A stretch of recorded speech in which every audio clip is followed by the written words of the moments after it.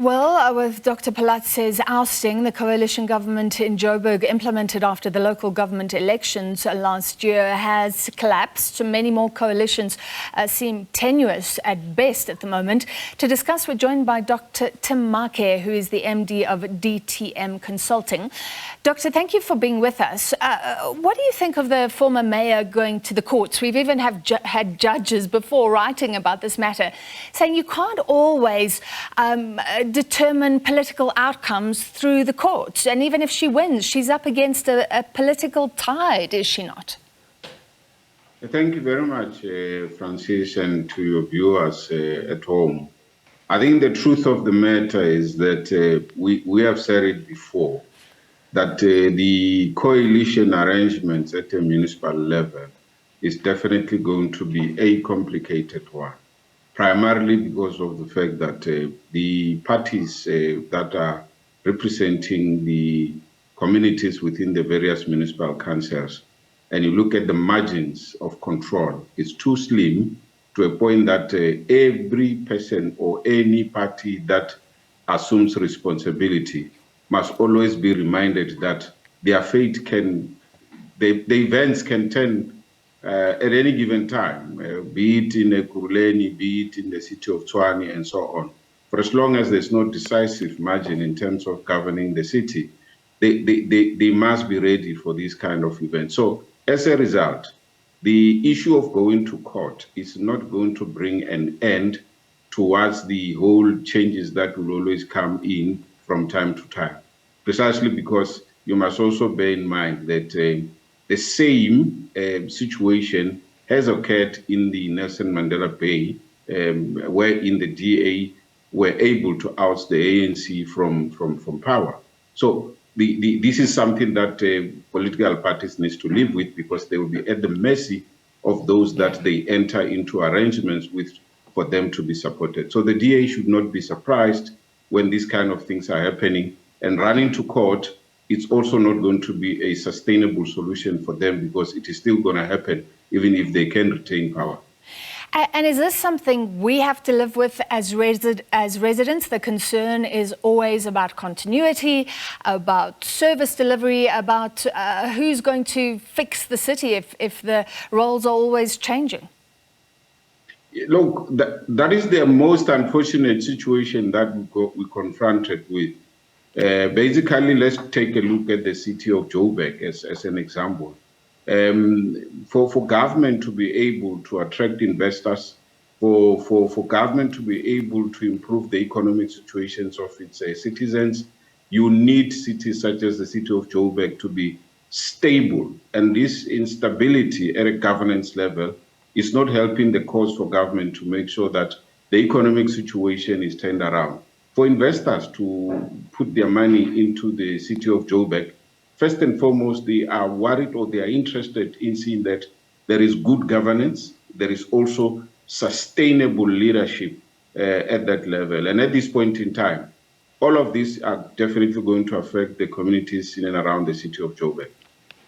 One thing that seems to be an issue that will be hard to resolve is the DA's, how do I put it, attitude towards leadership. So it says that if it's the dominant party, it should hold the majority of seats and those leadership positions. And then you have the small parties, maybe with that voting power that could sway things, and they want a seat, even though they're tiny. So it's about representation, it's about power. And the parties seem to be on completely different pages on this issue. Unfortunately, Francis, let me remind you and the viewers at home that the biggest mistakes that were committed by some of the political parties was to make strong statements against working relations with other political parties, wherein they've made a commitment not to work with party A, we can rather work with party B. Whereas the situation dictates that all political parties need to commit to work together. And that is not a matter of choice, it's a matter of law. Your local government legislation impresses on any person who is elected into the municipal council to work together towards making sure that they achieve a developmental local government, which will in turn ensure and assure communities of sustainable basic services. So what we're seeing happening, it's simply another way of undermining the local government legislation because it impresses on all of them to work together. But the problem that we are faced with, Francis, is the fact that the level of political maturity, it's beginning to show. And that is the reason why we will definitely be sitting with these kind of situations and problems from time to time. What ought to be happening is that once they are elected into office at the municipal level, they need to understand that they cease to represent a political party, but they have got to represent the interest of the community. Now, if that becomes the dominant factor, there will be no way that they may not agree on how do they make sure that they improve the socio-economic status of their communities, because that is drawn from the integrated development plans, which are adopted by the very same municipal councils, which we regard them as your 5-year strategic plan document, which guides how you're going to make sure that you improve the lives of the people. But if you are still opting to be firm on your party political position, it will definitely not be so easy to have a good working relations with those that you have joined you to formulate or to constitute a municipal council. And I think that's, for me, where the political parties are getting it wrong. And unfortunately, in this case with the DA, I think they need to appreciate the fact that even if you've got small parties in the municipal council, they still do matter, primarily because you may not be able to adequately approve the municipal budget without their participation, without their involvement.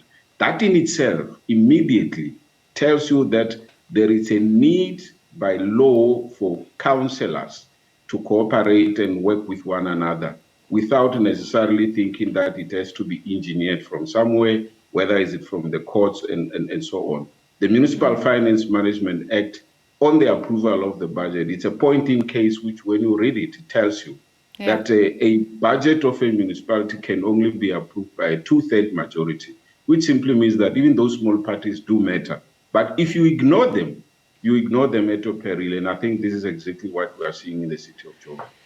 All right, so they have to work together. They should work together, from your lips. Dr Tim Maake, DTM Consulting, MD.